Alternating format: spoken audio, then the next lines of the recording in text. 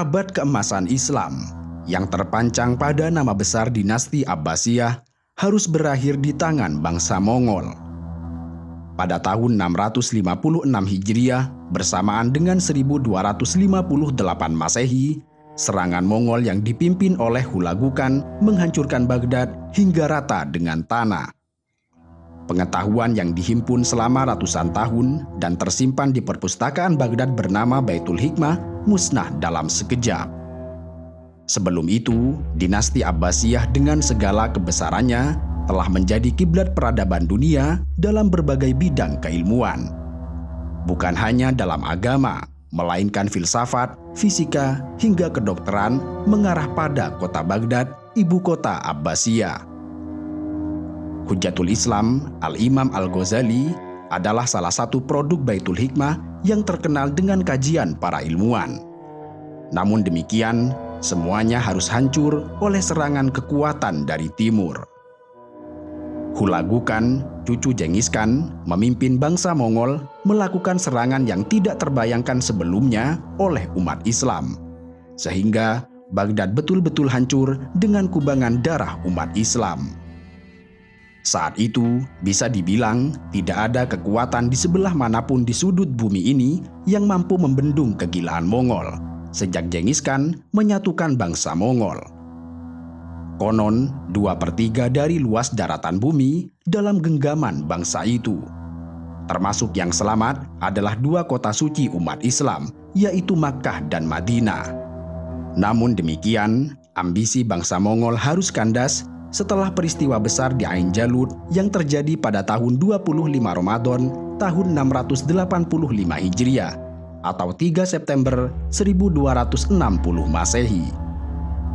Di perang Ain Jalut, kaum muslimin mengalahkan tentara Mongol hingga bisa dipukul mundur. Perang Ain Jalut terjadi 2 tahun setelah Baghdad dihancurkan oleh Hulagukan yang terjadi pada tahun 658 Hijriah. Baghdad sebagai kota peradaban dunia Islam hancur lebur setelah dikepung selama 15 hari dan genosida selama sepekan setelah dikuasai. Ratusan ribu umat Islam dibantai, bahkan yang menyebut jutaan. Kitab-kitab warisan umat Islam dibakar dan dibuang ke Sungai Tigris. Hampir setengah dunia Islam sudah hancur karena invasi bangsa Mongol, terutama di wilayah Asia. Mongol di bawah kepemimpinan Hulagukan terus bergerak ke arah Syria. Ia ingin mencapai impian kakaknya, yaitu Genghis Khan, untuk menguasai dunia, terutama kawasan Islam. Mekah dan Madinah tentu menjadi incaran paling penting. Tidak bisa dibayangkan jika 2 kota suci umat Islam ini jatuh ke tangan non-muslim, apalagi Baghdad sudah diobrak-abrik oleh bangsa Mongol sedemikian brutal. Sebuah peradaban yang berdiri selama 5 abad itu harus hancur kurang dari sebulan. Karena itu, Mesir dianggap sebagai benteng terakhir umat Islam di kala itu. Mesir menjadi kawasan pergerakan Mongol, hingga Sultan Saifuddin Qut selaku penguasa Mamluk menyadari adanya ancaman besar bangsa Mongol pada kekuasaannya. Jika Daulah Abbasiyah bisa dihancurkan sedemikian rupa, Daulah Mamluk tentu tidak akan selamat dari ambisi bangsa Mongol. Pemimpin Mongol bernama Katbugakan mengirimkan surat ancaman kepada Qut yang bunyinya, "Kami telah mengepung tanah, membuat anak yatim piatu, menghukum dan membunuh orang, menghancurkan kehormatan para raja. Apakah Anda pikir Anda dapat melarikan diri dari kami? Suatu saat Anda akan tahu apa yang akan datang ke arah Anda." Sultan Saifuddin menanggapi surat itu tidak seperti penguasa lainnya. Dia menjawab surat Mongol dengan membunuh delegasi dan menggantung tubuhnya di Kairo.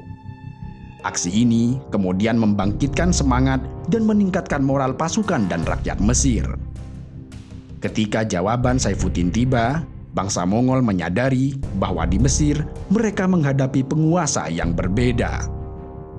Pada akhirnya, pergerakan Mongol bisa dihadang oleh dinasti Mamluk yang berkuasa di Mesir di pertempuran Ain Jalut pada 25 Ramadan tahun 685 Hijriah atau 3 September tahun 1260 Masehi.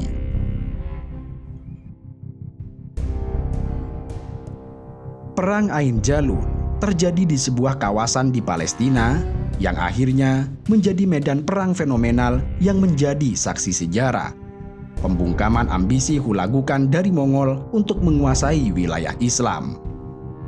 Pertempuran panjang yang dimenangkan oleh umat Islam itu dari dinasti Mamluk di bawah Panglima Muhammad Saifuddin Qut dengan komandan perang bernama Ruknuddin Az-Zahir Baibars. Pada awal pertempuran, bangsa Mongol bisa menguasai pertempuran. Sayap kanan pasukan Mongol mulai mendominasi sayap kiri pasukan Muslim, sehingga pasukan Muslim mulai mundur.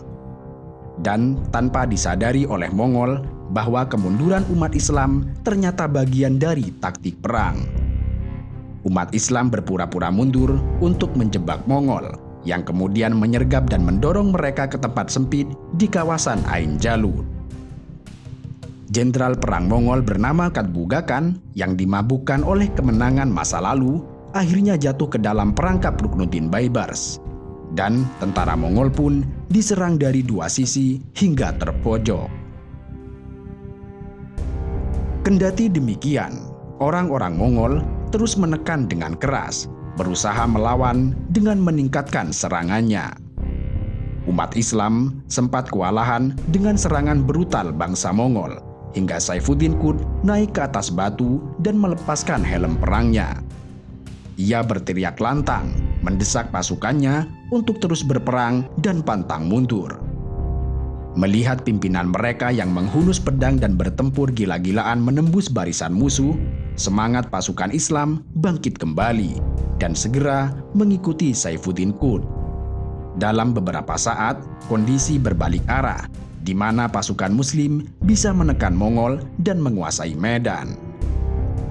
Ruknuddin Baibars membantai tentara Mongol dan memukuli mereka dengan cara yang belum pernah dilakukan dalam sejarah terhadap bangsa Mongol. Dan Katbugakan ditangkap oleh Baibars dan dibunuh. Dalam kondisi itu, tentara Mongol benar-benar kalah dan hancur. Kehebatan mereka yang tidak pernah terkalahkan ternyata harus dipatahkan oleh tentara Mesir.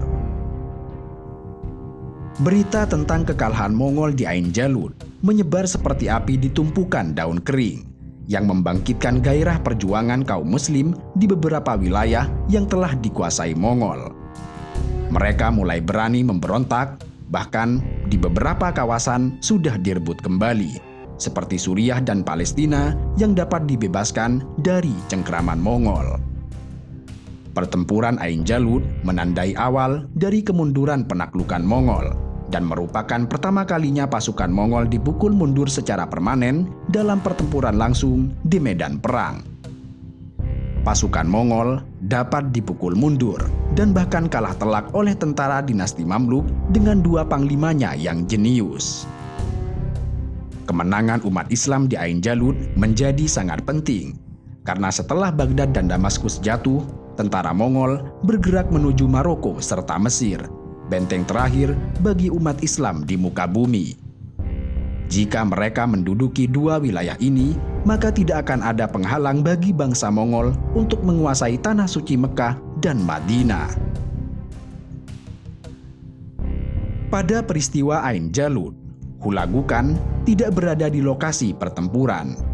Ia pulang ke Mongol karena kematian Mongkekan yang terbunuh dalam pertempuran melawan dinasti Song. Sebagian tentara berkuda juga ikut mengantar kepulangan Hulagukan. Sebenarnya, Hulagukan telah memerintahkan Katbugakan untuk tidak terlibat dalam peperangan sampai dia kembali dari acara pemakaman tetua Mongol. Namun demikian, setelah perang Ain Jalut, ia tidak pernah kembali ke Suriah. Ia sibuk melawan serangan dari sepupunya yang telah masuk Islam bernama Barkakan atau Berkekan. Berkekan yang juga punya hubungan dengan Baibars membuat Hulagukan benar-benar pusing hingga konsentrasinya betul-betul pecah dan bahkan menjalin hubungan dengan tentara salib untuk mencari dukungan. Dengan demikian, badai kelam yang muncul dari Mongolia yang menguras darah kaum muslimin yang menindas selama 40 tahun berakhir di tangan Sultan Qut dan Ruknuddin Baibars di Medan Ainun Jalut dan Berkekan di sisi yang lain. Bahkan setelah itu, Mongol juga menyerang wilayah muslim beberapa kali, tetapi kesan tidak terkalahkan dari mereka sudah hilang.